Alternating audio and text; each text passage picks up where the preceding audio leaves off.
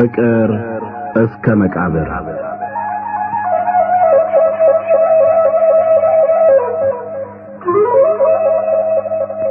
ደራሲ ሐዲስ ዓለማየሁ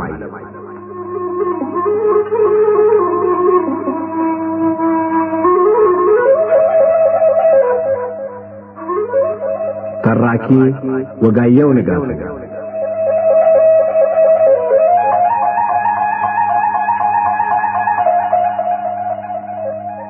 ፍቅር እስከ መቃብር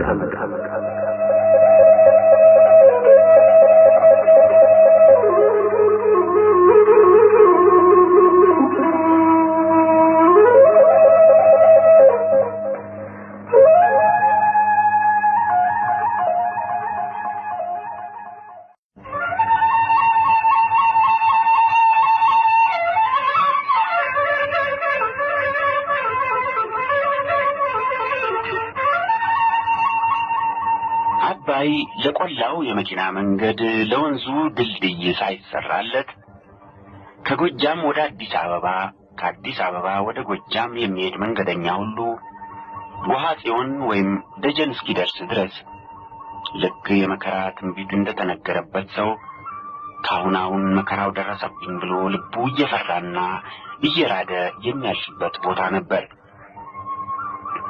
አባይ አንድ ሞት ብቻ አይደለም፣ ብዙ ሞት ተሰብስቦ የሰፈረበት፣ ብዙ ስቃይ ብዙ ጣር ተሰብስቦ የሰፈረበት ቦታ ነበር። በአንድ ዓመት ውስጥ የአባይ ውሃ የሚወስደውን፣ አዞ የሚበላውን፣ ሽፍታ የሚገድለውን፣ እባብ ነድፎት ወይም ወባ አሞት የሚሞተውን፣ ተደብድቦ ወድቆ አውሬ የሚቀራመተውን፣ ልብሱ የሚገፈፈውን፣ ሀብቱ የሚዘረፈውን፣ ይህን ሁሉ ሞት ይህን ሁሉ ጣር መከራው የደረሰበት ቤት መከራው የደረሰበት ቤተሰብ ይቆጥረዋል እንጂ ቆጥሮ ይህን ያክል ነው ሊል የሚችል የለም። አባይ ውስጥ ተሰብስቦ ከሰፈረው ሞትና ስቃይ የበለጠ ደግሞ ወሬው ያስፈራ ነበር። መከራ የደረሰበትን መከራ በመቶ አብዝቶ ያልደረሰበት በጉልበቱ በብልሃቱ ወይም በእግዚአብሔር ታምራት ባያመልጥ ኖሮ ሊደርስበት የነበረውን ራሱ ፈጥሮ ወዲያው የፈጠረውን በሺህ አብዝቶ ሲያወራ እንዲህ ያለው ወሬ እየተስፋፋ አባይን ልክ እንደ ገሃነብ የማያውቁት ሁሉ በወሬው ብቻ ይፈሩት ነበር። ስለዚህ ከጎጃም ወደ አዲስ አበባ ወይም ከዚያ አልፎ የሚሄዱ መንገደኞች ደጀን አፋፍ ላይ ሆነው አባይን ክረምት እንደሆነ በጉም በጋ እንደሆነ በጭጋግ ተሸፍኖ የሚታወቀውንም የማይታወቀውንም ሞትና ጣር ሁሉ በጉያው ሸሽጎ እንደ ሲኦል ንጉሥ በሚያስፈራ ግርማ ከላይ ከታች ተጋድሞ ሲመለከቱት ልባቸው ሲሸበር ይቆይና ወዲያው ከጉሙ ወይም ከጭጋጉ በላይ አሻግረው ጓሃ ጽዮንን ሲያዩ እዚያ ከደረሱ ሞቱ ሁሉ ጣሩ ሁሉ ወደ ኋላቸው የሚቀር እንጂ ወደፊት የማይገጥማቸው ሆኖ ስለሚታያቸው ጓሃ ጽዮን በደህና የሚደርሱበትን ዘዴ ብቻ ማሰብ ማሰናዳት ይጀምራሉ። የጉዟቸው መጨረሻ ጓሃ ጽዮን እንደሆነ ሁሉ ምኞታቸው፣ ጸሎታቸው፣ መሰናዷቸው ሁሉ እዚያ ለመድረስ ይሆናል። ከዛ ወዲያ ያለው መንገድ እስከ አዲስ አበባ ይሁን ወይም እስከ ኢትዮጵያ ዳርቻ ለጊዜው አይቆጠርም። እሱ ጓሃ ጽዮን ከተደረሰ በኋላ የሚመጣ ነው። እንዲሁም ከአዲስ አበባ ይሁን ከሌላ ሀገር ወደ ጎጃም የሚሄዱ መንገደኞች ጓሃ ጽዮን አፋፍ ላይ ሆነው አባይንና ከዚያም አሻግረው ደጀንን ሲያዩ ስሜታቸው ደጀን ሆነው አባይንና ጓሃ ጽዮንን እንደሚመለከቱት መንገደኞች ነው። ስለዚህ ጓሃ ጽዮንና ደጀን አባይን የሚሻገሩ ነጋዴዎችና ሌሎች መንገደኞች እዚያ ውስጥ የሚቆያቸውን ክፉ ነገር አንድ ላይ ለመግጠም የሚጠባበቁባቸው፣ የሚጠነቀቁባቸው፣ የሚታጠቁባቸው፣ በደህና እንዲሻገሩ እግዚአብሔርን የሚለምኑባቸው፣ የሚናዘዙባቸው መሳፈሪያዎች ናቸው። አባይን ከተሻገሩትም በደህና የተሻገሩት የሚያርፉባቸው፣ እግዚአብሔርን የሚያመሰግኑባቸው፣ በደህና ያልተሻገሩት እግዚአብሔርንና ዕድላቸውን የሚወቅሱባቸው፣ የሚያማርሩባቸው፣ ሽፍታ ደብድቧቸው ወይም በሽታ አሟቸው የወጡት የሚያገግሙባቸው ወይም ሞተው የሚቀበሩባቸው ቦታዎች ናቸው። አንድ ቀን እንደተለመደው አባይን ለመሻገር በርከት ያለ ብረት ያላቸው ነጋዴዎችና ሌሎች መንገደኞች እስኪጠራቀሙ ውሃ-ጽዮን ሰፍረው ሲጠባበቅ የቆየው ሰው ሁሉ ንጋት ላይ ከዚያ ተነስቶ ወደ አባይ ከወረደ በኋላ አንድ ወደ ጎጃም የሚሄዱ መነኩሴ ከአዲስ አበባ 3 ሳምንት ተጉዘው ውሃ-ጽዮን ደረሱ። የአባይ መንገደኞች ከመነሳታቸው በፊት ቢደርሱም ኖሮ ያን ዕለት መንገዳቸውን ለመቀጠል ሐሳብ አልነበራቸውም። በትንሹ 2-3 ቀን ካላረፉ ከዚያም በኋላ በቅሎ የሚያከራያቸው ካላገኙ እንዲያ ደክሟቸው እንዲያ እግሮቻቸው እየተወላከፉ ሊሸሹት በሚገባቸው እንቅፋትና ጋሬጣ ላይ የቆሙ እንዲያ ኃይላቸው በጭራሽ ጥሏቸው ሊሄድ ጫፉን ብቻ ይዘው እየተጠራሞቱ የአባይን በረሃ እስከ አቀበቱና ቁልቁለቱ ሊዘልቁ እንደማይችሉ ተረድተው እዚያ የሚያርፉበት ለማግኘት ነበር የሚቸኩሉ። መንገደኛው መነኩሴ ወፍራም ምርኩዛቸውን በሁለት እጃቸው ይዘው የከሳ ሰውነታቸው ያለውን ክብደት ሁሉ እዚያ ላይ አሳርፈው ትንሽ ቆም ብለው በአካባቢው ያሉትን ቤቶች ሁሉ ተመለካከቱና ከሁሉም ለመንገዱ ቀረብ ወደምትለው ቤት ሄዱ። እዚያም አንድ እጃቸውን አስቀድመው መሬት አስይዘው በሱ እርዳታ በግድ ተጎትተው ሲቀመጡ እናቴ አሉ ድምፃቸውን ከፍ አድርገው በረዥሙ ተንፍሰው። የቤቱ እመቤት ያን ረዥም እናቴ ሲሰሙ ከውስጥ ወደ በር ጠጋ አሉና ወጥተው ቢመለከቱ አንድ ደበሎ የለበሱ የደበሎ ቆብ የደፉ እግሮቻቸው በቆዳ ተሸፍነው በጠፍር የተተበተቡ መነኩሴ ወፍራም ምርኩዛቸውን ባጠገባቸው አጋድመው እሳቸው ቅርናቸውን መሬት ተክለው በእጃቸው ራሳቸውን ደግፈው ተጋድመው አዩ። መነኩሴው ጀርባቸውን ለበሩ ሰጥተው ስለተጋደሙ ከዚያ ፊታቸውን ለማየት አይቻልም ነበር። ስለዚህ የቤቱ እመቤት ግፋኙን ወደ መንገደኛው ሄዱና እንዴት አደሩ አባቴ፣ ምን ይሻሉ አሉ በደግ ፊት ፈገግ ብለው። ደህና ይስጥልኝ እሜቴ፣ ወደ ጎጃም የሚሄድ የደከመኝ መንገደኛ ነኝ። እዚህ ሲሆን 2-3 ቀን ያለዚያም 1 ቀን የሚያሳርፈኝ ባገኝ በቅሎ ፈልጌ ተከራይቼ ለመሻገር አስቤ ነበር። እሱ ቤት ማረፊያ ይገኛል? እንደው አይደለም ገንዘብ እከፍላለሁ አሉ አባ አፋቸው እየፈራ። እኔም የምኖረው እንግዳ እየተቀበልኩ ከዚያ በማገኘው ስለሆነ እዚህ ቢያርፉ በጣም ደስ ይለኝ ነበር። ነገር ግን ለእሱ አይመቾትምና ሌላ ቤት ቢፈልጉ ይሻላል። ለእኔስ ከዚህ ተነስቶ 2 እርምጃ እንኳ ከመራመድ የማይሻልና የማይመች ነገር የለም። እኔም እኮ ድካሞን ስላየሁ ደህና አርፈው በሚተኙበት ቤት ቢገቡ ይሻሉታል ብዬ ነው። እኔ ቤት በሽተኛ አለ። ሌሊት አጥኖኝ አገላብጦኝ ሲል መብራት አብርቼ እሱን ስጠብቅ ነው ማድር። ስለዚህ እንቅልፍ አግኝተው አያድሩም ብዬ ነው። እንዲያስ ከሆነ እውነት ሆነው ሌላ ቦታ እፈልጋለሁ። ብቻ አሁን ውሃ ቢሰጡኝና ትንሽ አርፌ ቆይቼ ብሄድ ይፈቅዱልኛል?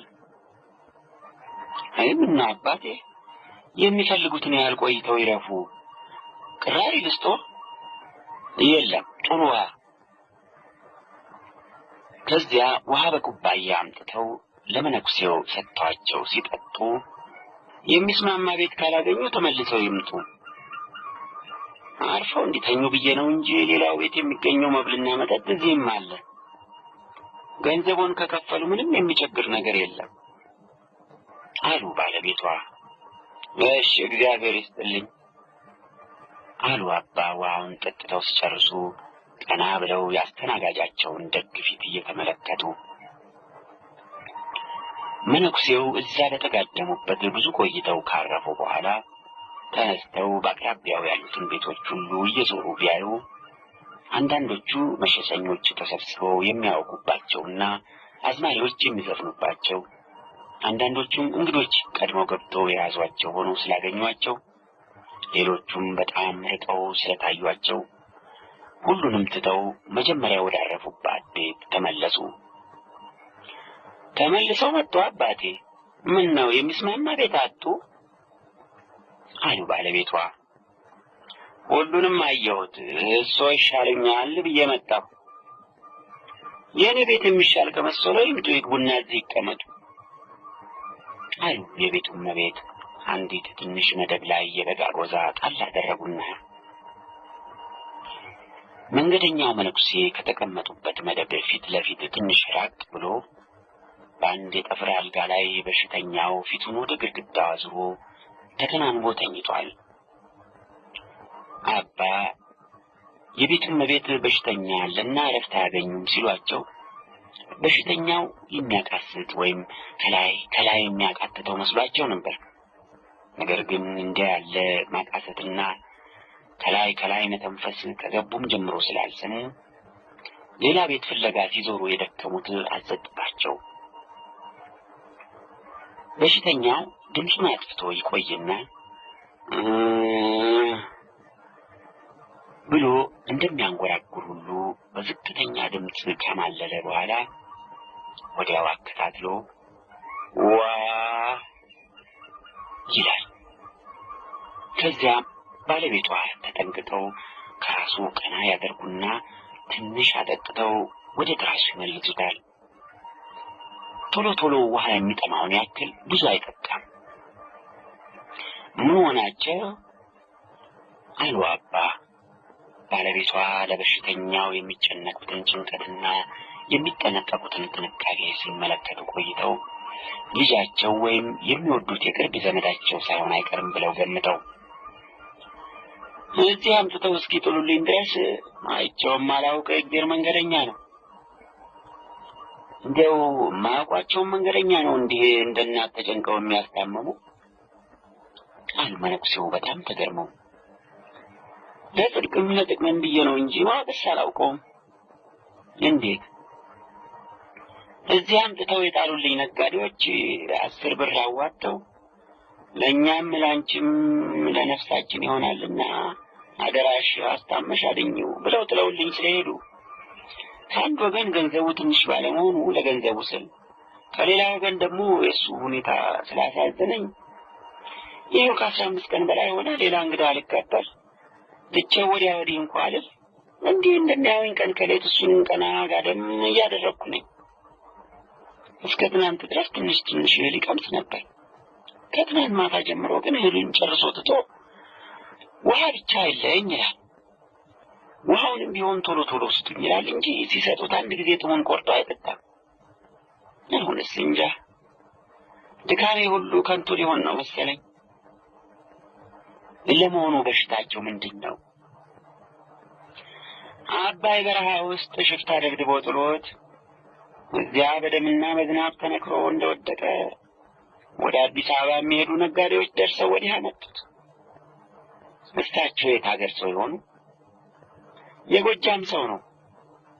አዲስ አበባ ቆይቶ ወደ ሀገሩ ስመለስ እግዚአብሔር የአባይን መቅሰፍት አዘዘበት።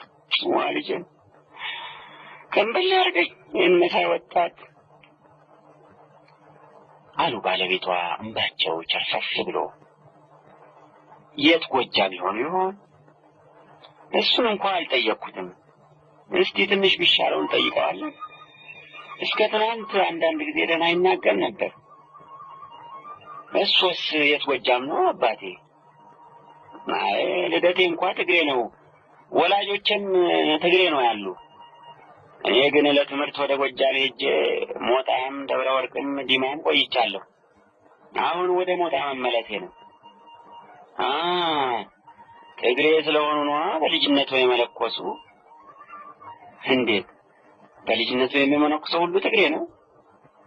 በዚህ ሲያልፉ ከምናያቸው ወጣት መነኩሴዎች ሀገራቸውን ስንጠይቃቸው የሚበዙት ትግሮች ነን ይሉናል።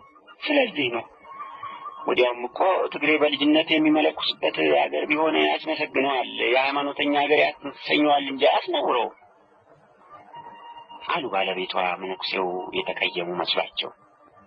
እሱስ እውነት ሆኖ አሉ አባ አንገታቸውን ደፋ አድርገው። ስሞስ ማን ይባላል? እስቲ እሱን ስራ ቀምቼ ላናዘው እንጂ አሉ የቤቱ እመቤት ትንሽ እንደመሳቀ ብለው። ጥሩ ነው እንጂ መታወቅ ምን ክፋት አለው? አባ ለምለምኔ እባላለሁ። አባ ለምለምኔ እውነተኛ የመነኩሴ ስም ነው። የኔ የሽመቤት ዘውዴ እባላለሁ። ከጎንደር መጥቼ እዚህ ብዙ ዓመት ስለተቀመጥኩ ሀገሬ ረስቼዋለሁ። አዎ ሀገር የሚኖሩበት ነው። እኔም ብዙ የኖርኩ ጎጃም ስለሆነ ከትግሬ ይልቅ ሀገሬ የሚመስለኝ ጎጃም ነው። እስቲ አባቴ ምንም ቢደክመው እንደ አንድ ነገር ልለምኑ። ምን? ስለ ድካሜ አይስጉ። አሁን በጣም ተሽሎኛል። በሽተኛው ውሃ ያለ እንደሆነ እንዲሰጡልኝ ነው። እኔ አንድ ጊዜ ሮጥ ብዬ ገበዙ ቤት ደርሼ እመጣለሁ። ልቡ ሲባባ ጊዜ ነው መሰለኝ አቅርቡኝ እያለ መለመን ከጀመረ 3-4 ቀን ስለሆነ ድንገት የሚሆነው አይታወቅምና የፈለገው እንዲፈጸምለት አደራ ብያቸው ልምጣ። የቤቱም እመቤት በክራይ የሚያስታምሙትን በሽተኛ እንዲያቆርቡላቸው ገበዙን ለመለመን ወጥተው ሲሮጡ አባ ለምለምኔ ደግነታቸውን እያደነቁ ከዓይናቸው እስኪጠፉ ድረስ ሲመለከቷቸው ቆይተው ከዚያ ዓይኖቻቸውን መለስ አደረጉና ጀርባውን ለሳቸው ሰጥቶ ተከናንቦ በተኛው በሽተኛ ላይ ተክለው ይመለከቱ ጀመር። ያን የማይንቀሳቀስና ድምፁን አጥፍቶ ፊታቸው የተጋደመ በሽተኛ ትኩር ብለው በተመለከቱ መጠን ስለሱ ወይዘሮ የሽመቤት ያሉት ሁሉና ከሱ ጋር ሊያያዝ የሚችለው ልዩ ልዩ ሀሳብ ተሰብስቦ በአንድ ላይ መጥቶ እንደ ባለጌዎች ሸንጎ ራሳቸው ውስጥ ይንጫጫባቸው ጀመር። ከዚያ ጆሮቻቸው እንደተከፈቱ ከአካባቢያቸው የሚመጣውን ድምፅ መስማት ትተው እዝነ ህሊናቸው በራሳቸው ውስጥ የሚንጫጫውን ሀሳብ መስማት ጀመረ። ዓይኖቻቸው ፍጥጥ ብለው በተተከሉበት ቦታ እንዳሉ ማየታቸውን ትተው ዓይነ ህሊናቸው ከ15 ቀን በፊት ያ ሰውዬ የነበረበትን ሁኔታና ከዚያም አባይ በረሃ ተከትሎት ወርዶ ሽፍቶች ከበው ሲደበድቡት ይመለከት ጀመር። የጎጃም ሰው ነው። አዲስ አበባ ቆይቶ ሲመለስ እግዚአብሔር አባይን መቅሰፍት አዘዘበት። ዋ ልጄን ከንበል አድርገኝ፣ ይህን የመሰለ ወጣት በደምና መዝናብ ተነክሮ ወድቆ ተገኘ። ትንሽ ትንሽ ሊቀምስ ነበር፣ አሁን ጨርሶ ተወ። አሁንስ እንጃ ድካሜ ሁሉ ከንቱ ሊሆን ነው መሰለኝ። ልቡ ሲባባ ጊዜ አቅርቡኝ አለ። ይህን የመሳሰለ ልዩ ልዩ ድምፅ አንዱ ካንዱ ከዚያ ሌላው ደግሞ ከዚያ ሌላው የበለጠ ለመደመጥ እንደሚፎካከር ሁሉ እየጮኸ ሲንጫጫባቸው ጆሮአቸው ተነቆረ፣ ራሳቸውን አመማቸው። ከዚያ ሰውየውን ማየት ጀመሩ። ክንድ ብቻ አይደለም፣ ልዩ ልዩ መልክ፣ ልዩ ልዩ ቁመት፣ ልዩ ልዩ ክብደት ያላቸው ሰዎች እየተለዋወጡ ታዩአቸው። መጀመሪያ ዘለግ ብሎ ወፈር ያለ ጠይም ሰው ታያቸው። ብቻ ዓይነ ህሊናቸው ብዙ አልተከተለውም። ስለዚህ እሱ ሲያልፍ ዘለግ ብሎ ቀጠን ያለ ቀይ ሰው ብቅ አለ። እሱንም ዓይነ ህሊናቸው አልተከተለውም። ወዲያው አጠር ወፈር ያለ ወደ ጥቁርነቱ የሚያደላ ሰው ተተካ። የለም እሱም ላይ ዓይነ ህሊናቸው ብዙ አርፎ አልቆየም። ከዚያ ትንሽ አጠር ወዲያውም ቀጠን ያለ ቀይ ጠጉረ ላዛ ትንሽ ፊቱን ቅር ያለው የሚመስል ወጣት መጣ። እሱ ላይ ዓይነ ህሊናቸው አረፈ። ሀሳባቸው ከሱ በኋላ ደግሞ ሌላ ወጣት አመጣ። ዓይነ ህሊናቸው ግን ኋላ የመጣውን ትንሽ አየት አድርጎ ፊት ወዳረፈበት ተመለሰ። ልባቸው ያ መከራ በዚያ ወጣት ላይ እንዲደርስ ስላልፈለገ ከሱ በፊት ያለፉትንም አዲሶቹን እያለዋወጠ አመጣ። አይነ ህሊናቸው ግን ሁሉንም እንዲህ ብሎ እሱም ብቻ በየሄደበት ይከተል ጀመር። አዲስ አበባ ሄዶ ከተነሳበት ቦታ ተከትሎት እስከ ጓጽዮን መጥቶ ነጋዴዎች መደብር ሰፈረ።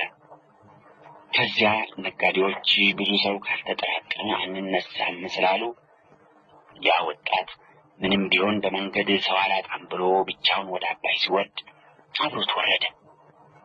እዚያ አንድ መጥፎ ቦታ ላይ 4 ናቸው 5 ሽፍቶች እንዲያ ያለ ነጠላ መንገደኛ ሲያጋጥማቸው አደጋ ለመጣል እንዲመቻቸው መንገዱን መሃል አድርገው ድንጋዩንም ዛፉንም በየፊታቸው ጋርደው ይጠብቁ ነበር። ወጣቱ እዛ መጥፎ ቦታ ሲደርስ በቅርብ የነበረው ሽፍታ ራሱን ለመምታት ያነዘረው ዱላ ራሱን ስቶ ትከሻ ላይ ስላረፈ የመጀመሪያው ዱላ አስደነገጠው እንጂ አላሸነፈውም። ከዚያ ወጣቱና ሽፍታው ግብ ለግብ ሲገጥሙ ሌሎች ሽፍቶች ከያሉበት ተሰብስበው ከጓደኛቸው ጋር እንደተያያዘ አንዱ ግንባሩን፣ ሌላው ማጅራቱን፣ ሌላው ወገቡን በዱላ ይደበድቡት ጀመር።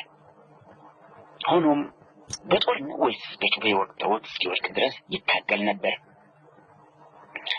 ቆዳ ሲዘን እንግደለው አለ ከሽፍቶቹ አንዱ። እባክህ ያው የሞተ ያክል ነው፣ አሁን ባይሞት ትንሽ ቆይቶ ይሞታል። ይልቅ የያዘውን ቶሎ እንውሰድና ሰው ሳይደርስ እንሂድ አለ ሌላው። ከዚያ ያገኙትን በርብረው ወስደው እሱን እዚያ በደም እየዋኘ ጥለውት ሄዱ። አባ ለምለምኔ በሀሳባቸው ፈጥረው ፊታቸው ከተጋደመው በሽተኛ ጋር ያዋሃዱት ወጣት ከሽፍቶች ጋር ሲታገል አብረው ሲታገሉ፣ ሲደበደብ አብረው ሲደበደቡ ቆይተው ተወግቶ ሲወድቅ ልክ እሳቸው እንደተወጉ አሟቸው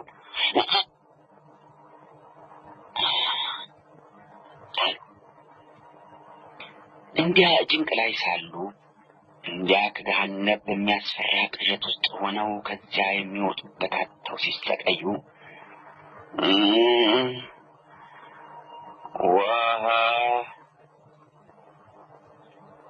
አለ በሽተኛው በደካማ ድምፅ። ወዲያው ያ ሲያደነቁራቸው የነበረ የሀሳብ ጫጫታ ዝም አለ። ያ ሲያስጨንቃቸው የነበረ ቅዠት ከፊታቸው ጠፋ። አሁን ያን መከራ የተቀበለው ሰው በሀሳብ አይደለም በገሃድ በአካል ያዩት ነው። በዓይነ ሕሊና ያዩት በአካል የሚያዩት ይሆን እንደሆነ ምን ሊወጣቸው ነው? አይ መከራዬ ምን ልሆን ይሆን? እባክህ በርታ፣ ልብህ እባክህ ታጠቅ አሉ እየተንቀጠቀጡ ውሃውን ለመቅዳት ሲሄዱ። የምን መበርታት የምን መታጠቅ! ልባቸው በመበርታት ፈንታ እንዲያውም ካለበት ቦታ ወጥቶ ለመብረር እንደፈለገ ሁሉ በደረታቸው ውስጥ ይንገፈገፍ ጀመረ።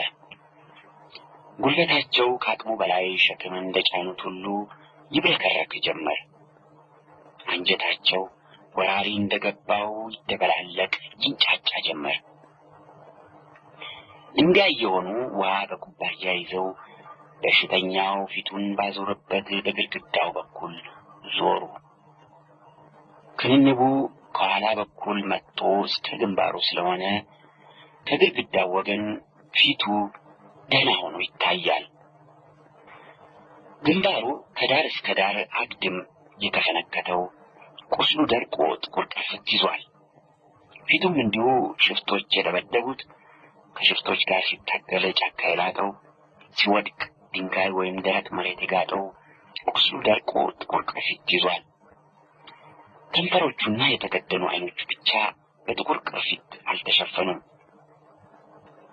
የበሽተኛው ፊት እንዲያ ክስል ብሎ ወዲያው ከትኩሳት የተነሳ ላቡ እየተንጠፈጠፈ ሁሉንም አንድ ላይ አድርጎ ሲመለከቱት በስም የሚጠበስ ያረረ ስጋ እንጂ የሰው ፊት አይመስልም። ያን በሽተኛ ድሮ የሚያውቀው ሰው ያን ዕለት እንዲያ እርር ብሎ እንዲያ ከስሎ ሲያየው እንኳንስ እንዲሁ ሊለየው እኔ ነኝ ብሎ ምሎ ቢነግረውም ማመኑ ባስቸገረው። ማን አንተ? በዛብህ ነህ? እባክህ አትሁን፣ እባክህ ሌላ ሁን አሉ አባ ገና በሽተኛውን ሲያዩ በኩባያ የያዙትን ውሃ ጥለው እየተንቀጠቀጡ።